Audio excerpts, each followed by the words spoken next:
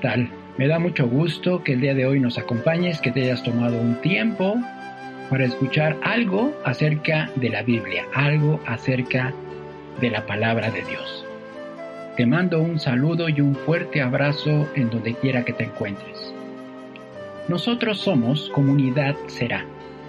Somos una comunidad que ha tomado la decisión de alejarse de todas las tradiciones que hemos venido heredando generación tras generación y que se nos han venido presentando a manera de religiones. Así es, nosotros hemos tomado la decisión de deshacernos de todo concepto religioso, pero acercarnos a la Biblia. Esto quiere decir que nosotros no igualamos a Dios o no creemos que Dios se encuentra en las religiones. Dios se encuentra en los escritos que deben de ser estudiados meticulosamente, que deben ser analizados, que deben ser escudriñados. Vaya, a final de cuentas, la encomienda de parte de nuestro Señor, de parte de Jesús, siempre fue: escudriñen las escrituras, entiendan. Pablo en alguna ocasión dijo que nosotros tendríamos que aprender a razonar y tendríamos que aprender a entender de acuerdo a lo que se venía revelando a través de las enseñanzas de Jesús. No nos enseñó a distraernos buscando otro tipo de corrientes, sino enfocarnos en el estudio de la Biblia, pero usando siempre el conducto de Jesús. Esto quiere decir que todo el testimonio que Jesús dejó mientras Él estuvo en su ministerio de poco más de 3 años, todo lo que Él enseñó debe de ser nuestra base a la hora de interpretar nosotros las Sagradas Escrituras, lo que tú llamas Biblia. Hoy hemos aprendido que Jesús no vino a enseñar otra cosa, sino única y exclusivamente la palabra de su Padre, como Él repetidamente lo menciona, y que tú, con un poquito de empeño, fácilmente puedes localizar esta frase de los mandamientos, la enseñanza, la voluntad de mi Padre. Siempre era la base de la predicación de Jesús. ¿Y dónde estaba la voluntad? ¿Dónde estaba la palabra de su Padre para cuando Jesús estaba predicando? Pues estaba en lo que nosotros llamamos Torá. Y no es que nosotros quieramos llamarle así para usar un nombre extraño, sino que es así como se hace referencia a los primeros 5 libros de la Biblia en la misma Biblia. Cuando tú lees la Biblia y encuentras la palabra ley, habitualmente tenemos que asociarla con la Torá. Y la Torá son los primeros 5 libros de la Biblia, desde Génesis hasta Deuteronomio. Así que lo que nosotros entendemos es que Jesús no vino a enseñar una cosa diferente. Él vino a enseñar Torá, la manera correcta en la que se tienen que interpretar esos primeros 5 libros. Por supuesto que también echó mano de los salmos, cuando estamos hablando sobre todo de salmos proféticos. Por supuesto que también hizo referencias a los profetas, cuando los profetas hablaban acerca de él.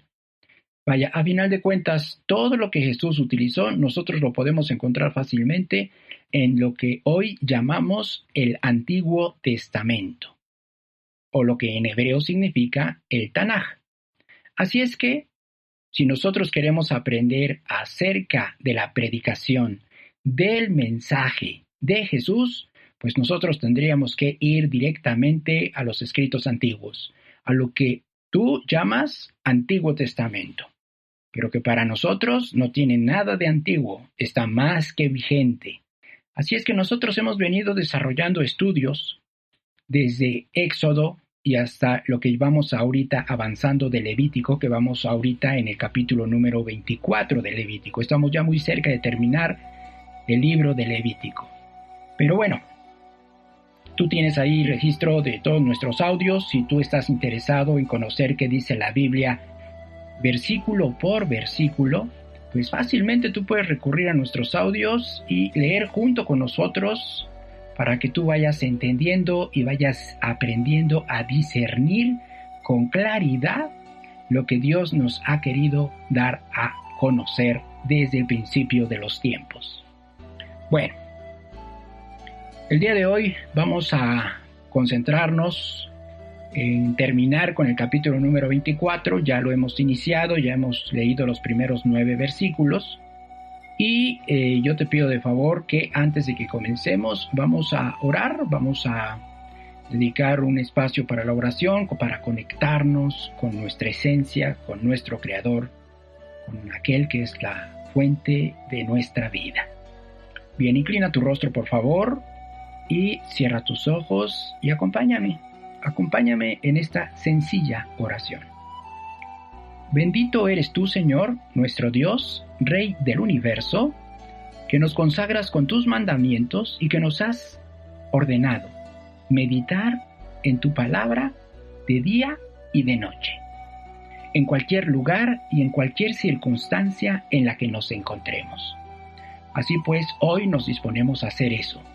Queremos concentrarnos en el estudio de tu palabra y nos vamos a dedicar a estudiar el complemento de tu capítulo número 24 del libro de Levítico. Te pedimos como siempre, Señor, de tu guía, sé tú en nosotros, sé tú en medio de nosotros.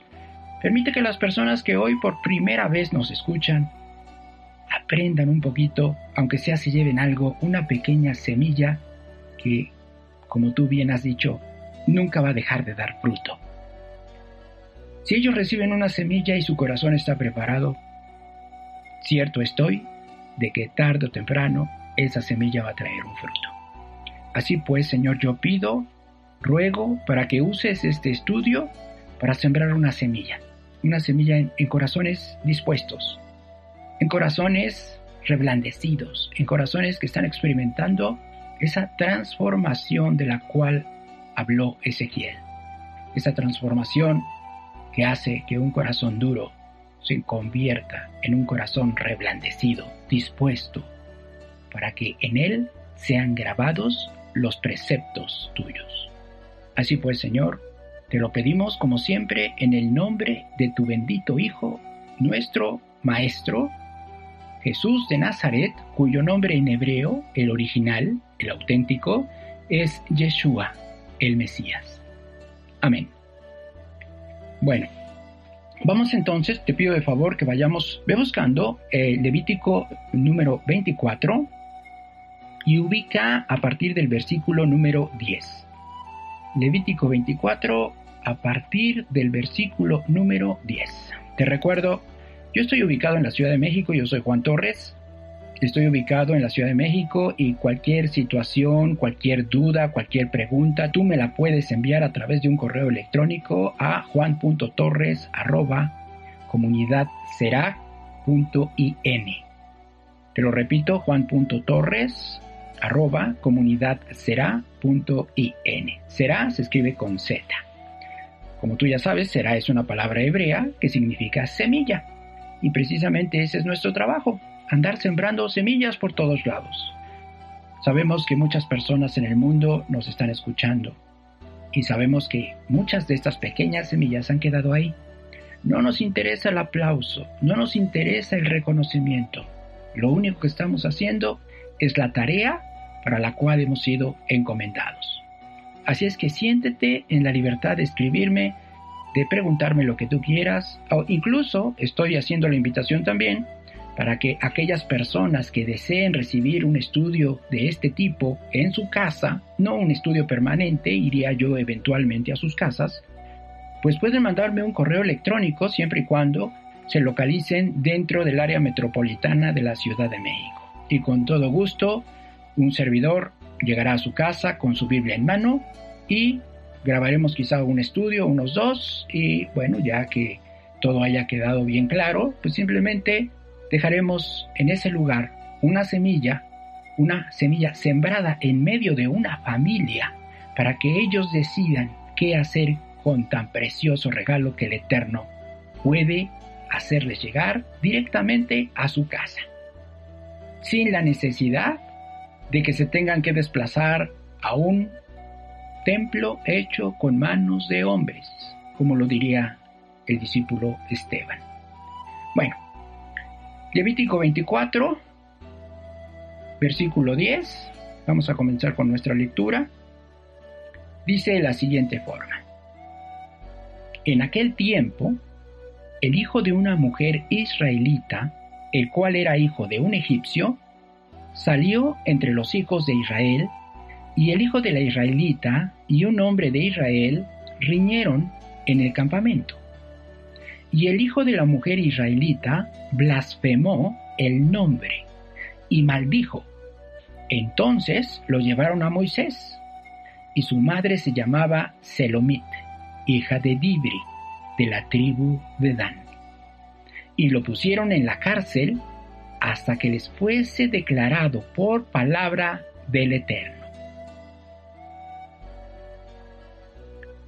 Bueno, en estos 3 primeros versículos se habla de un incidente relacionado, como el versículo 10 lo dice, con el hijo de una mujer que era de Israel. Es decir, la mamá era israelita, pero cuyo padre era egipcio. También el versículo 10 dice que hubo una disputa con un hombre de Israel. Y lo que leemos dice que todo esto sucedió en el campamento. En hebreo, la frase en el campamento también puede ser interpretada como por el campamento. Esto significaría que la riña se debió a algo relacionado con el campamento. La Biblia no especifica con claridad de qué asunto se trataba, pero algunos comentaristas piensan que el hijo del egipcio pretendía instalarse en el área que correspondía a la tribu de Dan, y el hombre israelita se le opuso.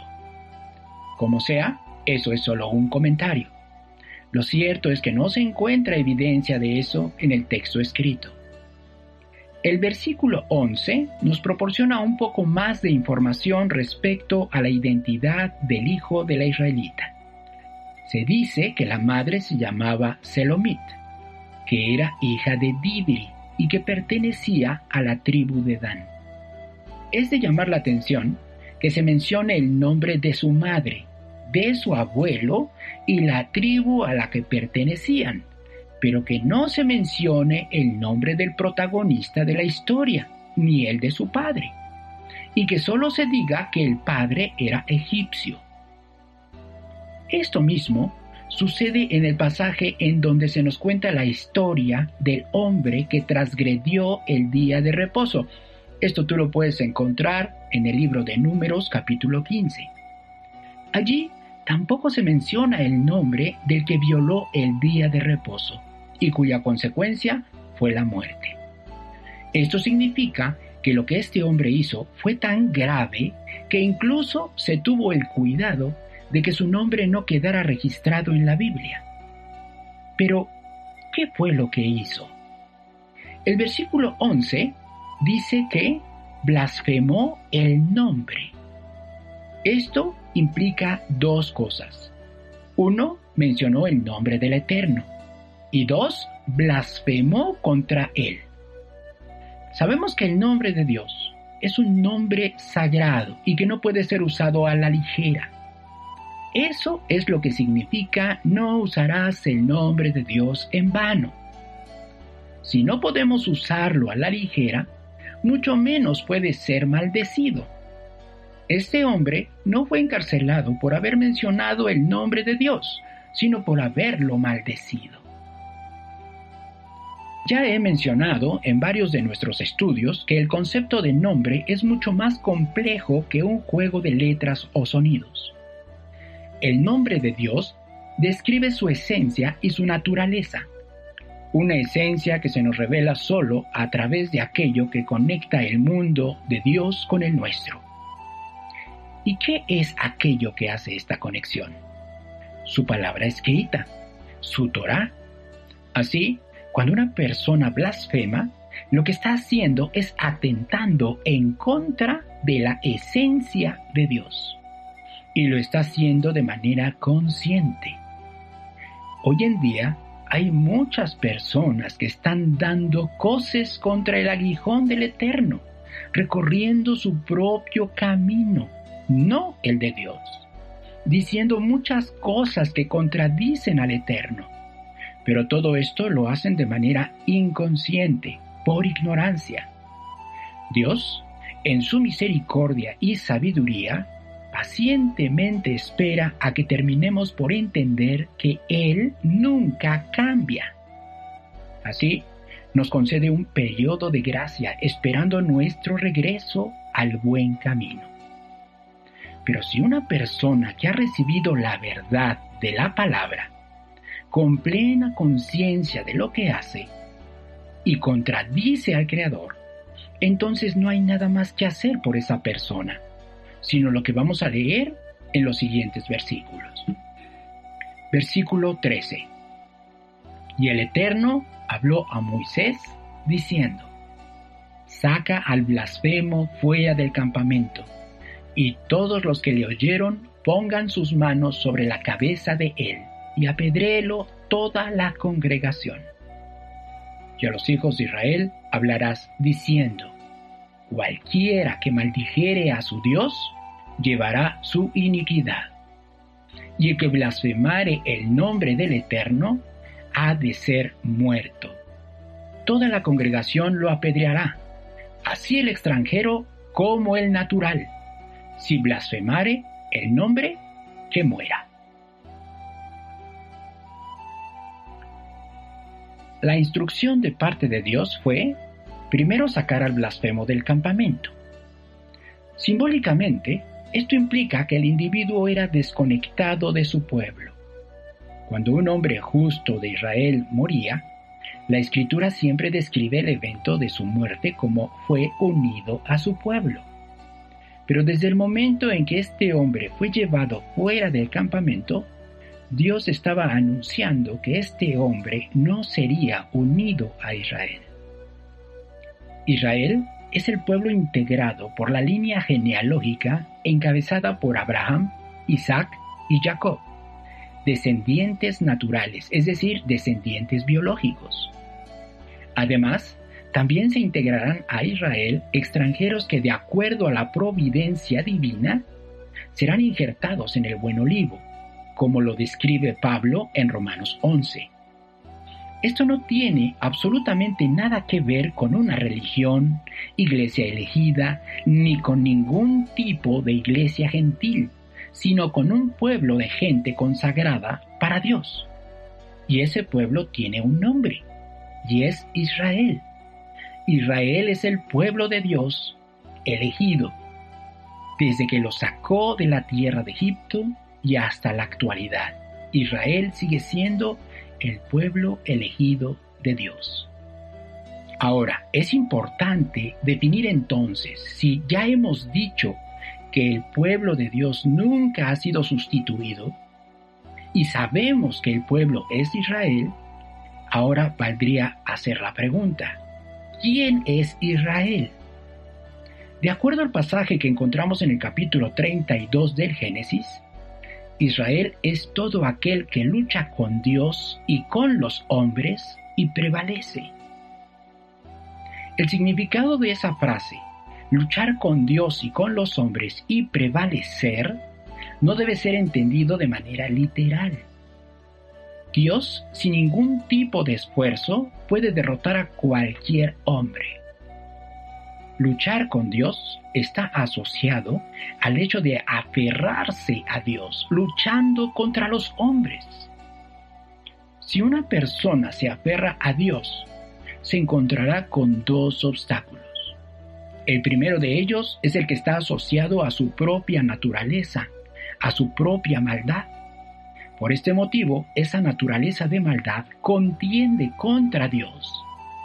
Nuestra naturaleza no nos conduce a obedecer a Dios, sino nos conduce hacia el lado opuesto, hacia el lado contrario. Cada día dentro de nosotros se lleva a cabo una lucha entre nuestros miembros y la ley de Dios. Desafortunadamente, esta es una batalla que nos ataca por dos flancos. Por un lado, están estas luchas internas contra nuestra propia tendencia a hacer lo malo, y al mismo tiempo, recibimos el ataque de las personas que se encuentran a nuestro alrededor. Tristemente, en la mayoría de los casos, son las personas que amamos más las que nos impiden progresar en nuestras luchas internas. Es ese amor que sentimos por nuestros seres queridos el que nos hace también aferrarnos a ellas. Y por cuanto la prioridad para estas personas es cualquier otra cosa menos Dios, nuestras luchas internas se intensifican todavía más.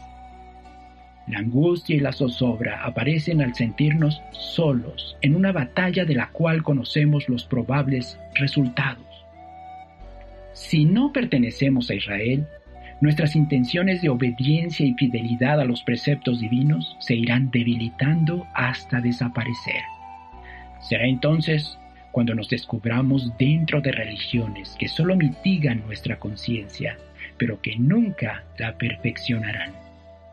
La buena noticia es que si somos parte del pueblo de Dios, no solo tendremos éxito contra nuestras propias batallas, sino que también triunfaremos cuando el resto de las personas hagan todo lo posible por desviarnos del camino que nos lleva de regreso al Eterno.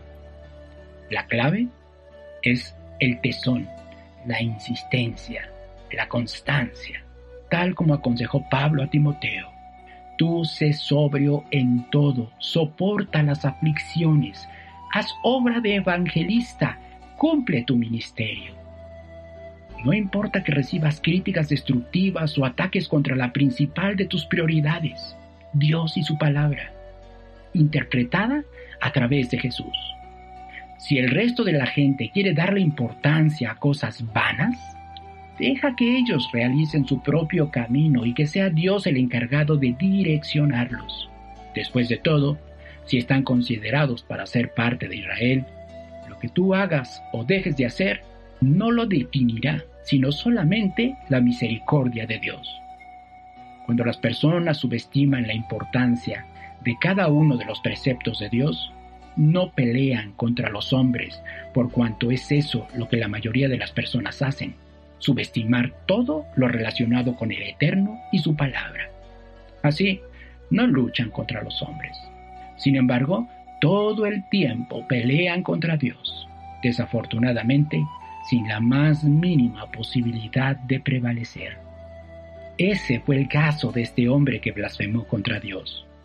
Por esto, todos los que oyeron la blasfemia colocaron sus manos sobre su cabeza para declarar que la muerte de ese hombre era la única y exclusiva responsabilidad de él mismo, y a nadie más se le podía culpar por ello.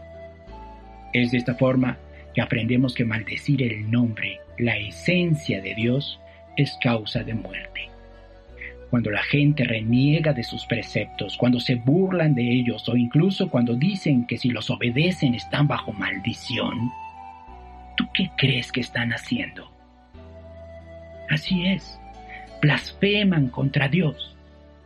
Pero recuerda que el castigo no solo es la muerte física, sino una completa desconexión del pueblo escogido de Dios.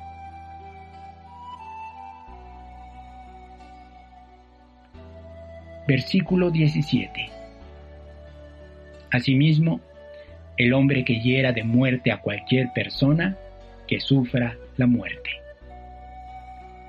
En el capítulo 21 de Éxodo, ya se nos había estipulado que si alguien hería a un hombre y esto fuera causa de muerte, el castigo era la muerte.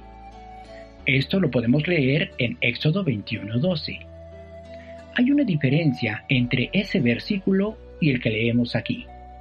En Éxodo se habla del caso de herir a un hombre, y este versículo de Levítico habla del caso de herir a cualquier persona. Esto significa que si se hiere no solo a un hombre, sino a una mujer, niño o niña y muriere, el castigo es el mismo, la muerte. Versículo 18. El que hiere a algún animal ha de restituirlo, animal por animal. Este versículo no tiene necesidad de explicación, se entiende de manera literal. Versículo 19. Y el que causare lesión en su prójimo, según hizo, así le sea hecho. Rotura por rotura, ojo por ojo, diente por diente. Según la lesión que haya hecho a otro, tal se hará a él. La expresión ojo por ojo y diente por diente es una frase de uso común en la actualidad para referirse al acto de cobrar venganza contra quien causó algún tipo de daño. Pero Jesús nos enseñó una cosa muy diferente en su Sermón del Monte. Te voy a pedir de favor que pongas un separador aquí y que busques Mateo capítulo 5.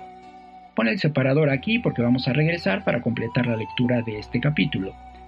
Pero es necesario entender qué fue lo que enseñó Jesús cuando se refirió precisamente a esta frase que hoy encontramos aquí, ojo por ojo y diente por diente. Bueno, vámonos a Mateo capítulo 5, versículo 38. Mateo capítulo 5, versículo 38.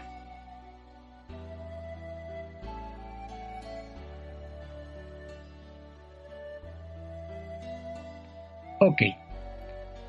El versículo 38 dice de la siguiente forma. Aquí estamos, antes de leer, quiero decirte que estamos precisamente en el contexto del Sermón del Monte, cuando Jesús está dando sus enseñanzas directamente a sus discípulos. Ahí leemos lo siguiente, versículo 38. Oíste que fue dicho, ojo por ojo y diente por diente. Lo primero que debemos entender es que Jesús, cuando dice la frase oísteis que fue dicho, no está cuestionando la palabra escrita de su Padre, sino la interpretación que, para su época, se estaba haciendo de este precepto que encontramos en la Torá. Las religiones en la actualidad interpretan este oísteis que fue dicho como si Dios hubiera dicho algo al pueblo de Israel en la antigüedad, pero que hoy Dios ha cambiado de parecer y le dice una cosa diferente a todos los seguidores de Jesús. Este es el comienzo del teléfono descompuesto en el que las religiones han convertido el mensaje bíblico. Dios es el mismo ayer, hoy y por los siglos, nunca cambia. El tan solo considerar que Dios dijo una cosa ayer y mañana dirá una cosa diferente es aceptar que tenemos puesta nuestra fe en un Dios voluble y caprichoso, y no hay nada más alejado de la realidad que eso. Es la ignorancia de la gente la que han aprovechado las religiones para hacerles creer que hoy las exigencias de parte de Dios han disminuido y que la salvación se ha abaratado al punto de que puedes hacer lo que tú quieras. Al fin que el Dios actual ya no es tan exigente como lo era el Dios de la antigüedad. ¡Qué barbaridad! Como si Jesús nos hubiera enseñado eso. Por eso Pablo preguntó, ¿acaso Jesús es ministro de pecado? Es decir, ¿acaso es Jesús tu pretexto para seguir pecando? Tan solo medita un poco alrededor de esto, hermano. No hay peor ciego que el que no quiere ver, ni peor sordo que el que tiene oídos sanos y no escucha. Pero, entonces, ¿cómo debemos interpretar este oísteis que fue dicho? Puedo asegurarte que Jesús se está refiriendo a las interpretaciones de su época. Jesús está diciendo en este pasaje de Mateo que los maestros, tanto fariseos como saduceos, han enseñado mal al pueblo respecto al precepto ojo por ojo y diente por diente. Jesús se aparta de toda interpretación que se haga de este precepto que esté relacionada con venganza, revancha, desquite o como sea que quieras llamarle. Por eso Jesús aclara lo que verdaderamente Dios quiso enseñar con este precepto. Por este motivo, el siguiente versículo comienza con la frase, pero yo os digo. Versículo 39. Pero yo os digo, no resistáis al que es malo. Antes, a cualquiera que te hiere en la mejilla derecha, vuélvele también la otra. Y al que quiera ponerte a pleito y quitarte la túnica, déjale también la capa. Y a cualquiera que te obligue a llevar carga por 1 milla, ve con él 2. Al que te pida, dale, y al que quiera tomar de ti prestado, no se lo rehúses. Démonos cuenta que Jesús dice que ojo por ojo, diente por diente, está relacionado con una actitud que persigue el apaciguamiento de la maldad que da origen al agravio. Se trata de echar agua para extinguir la hoguera de la ira que comienza con una falta hacia el prójimo, no de alimentar la hoguera de maldad con más leños. Por eso Jesús, en este mismo capítulo 5 de Mateo, pero en el versículo 9, dijo: bienaventurados los pacificadores, aquellos que no utilizan cualquier pretexto para extorsionar a su prójimo, para sacar provecho de él, sobre pretexto de que se está apegando a la Torá. Por supuesto, una Torá mal interpretada para su propio beneficio. Cuando nosotros estudiamos el capítulo 21 de Éxodo, nos encontramos con que este mismo precepto de ojo por ojo y diente por diente es aplicado en un contexto dentro del cual se pretendía regular el trato para con los esclavos. Si una persona lesionaba a su prójimo y esto era causa de pérdida de algún miembro, ojo o incluso un diente, la persona que cometía la lesión estaba obligada a indemnizar de manera económica al lesionado. La cantidad de dinero a pagar era evaluada en función del valor que la persona perdía si fuera vendida en el mercado de esclavos. Está claro que de lo que se trata es de una retribución justa, no más ni menos, una indemnización que perseguía dejar en paz a las partes involucradas. Cuando nosotros recibimos algún tipo de agravio, lo natural es que siempre busquemos el desquite, la revancha, la venganza. Pero Jesús nos enseña que si no se trata de la pérdida de algún miembro, bueno sería para nosotros quedarnos con la parte del daño, ocasionado, absorbiendo la posible pérdida o el abuso. Todo en pro del amor, ya no solo hacia el prójimo, sino también hacia nuestros enemigos. Después de todo, es esto lo que enseñó Jesús. Y como hemos dicho que Jesús no enseñó otra cosa distinta, sino la manera correcta de interpretar la Torá, ¿dónde es que aparece en la Torá el amor hacia el prójimo? Bueno, no vayas, te voy a dar la referencia, pero eso que dijo Jesús en cuanto a que tienes que amar a tu prójimo como a ti mismo, ya estaba escrito en Levítico capítulo 19, versículo 18. Te lo voy a leer. Tú no es necesario que vayas, mejor vete regresando a Levítico 24, mientras yo te leo Levítico 19, 18. Dice: no te vengarás ni guardarás rencor a los hijos de tu pueblo, sino que amarás a tu prójimo como a ti mismo, yo el Eterno. Así es que, ¿qué persigue este precepto de ojo por ojo y diente por diente? Recuerda, persigue mediar una situación que, de no tener este precepto, podría entrar en descontrol y ocasionar un problema grave, realmente grave. Ese es el origen de las guerras que hoy conocemos. Bueno, regresemos a Levítico 24 y vamos a continuar ahora con el versículo número 22. Un mismo estatuto tendréis para el extranjero como para el natural, porque yo soy el Eterno, vuestro Dios. Y habló Moisés a los hijos de Israel, y ellos sacaron del campamento al blasfemo y lo apedrearon. Y los hijos de Israel hicieron según el Eterno había mandado. Y así termina este capítulo. Si nosotros regresamos un poquito los versículos, desde el versículo 1 al 9, nos damos cuenta que antes de que se mencionara la blasfemia de parte de este hombre, Dios estaba estableciendo los preceptos relacionados con el encendido de las lámparas de la menorá y con la mesa de los panes de la proposición. Así es que no resulta descabellado pensar que este hombre, al escuchar todos estos estatutos, se burló, subestimó y le restó importancia a todo esto que Dios estaba dando a conocer a través de Moisés. Ahora yo te pregunto, ¿qué sucede hoy en día? ¿Qué es lo que está pasando en la actualidad? ¿No es exactamente lo mismo? Así es. Hoy la gente, cuando tú le dices, cuando tú le llamas, cuando tú le exhortas a regresar a las escrituras, al mandamiento antiguo, la gente se burla de esos mandamientos, diciendo que todo aquel que persigue vivir bajo la ley está bajo maldición. Y todo esto lo hacen escudándose en una muy mala interpretación de las cartas de Pablo. Pero si incluso el apóstol Pedro dijo que las cartas de Pablo son muy difíciles de entender y que han estado siendo torcidas por gente indocta, por gente no preparada para su propia perdición. Es justo lo que está pasando en la actualidad.